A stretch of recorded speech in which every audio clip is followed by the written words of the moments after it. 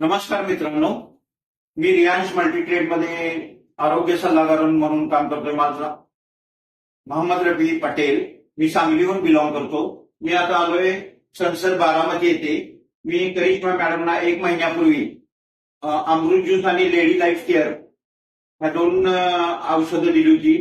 आता औषधं घेण्यापूर्वी त्यांना काय त्रास होता आणि औषधं घेतल्यानंतर त्यांच्यात काय फरक पडला हे करिश्मा मॅडमच्या तोंडूनच ऐकूया.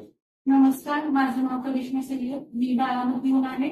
मला ते 7 वर्षापासून पीसीओडीचा त्रास होता. खूप दवाखाने केले पण काही फरक पडत नव्हता. टेम्पररी प्रॉब्लेम सॉल्व्ह व्हायचा सुरुवात.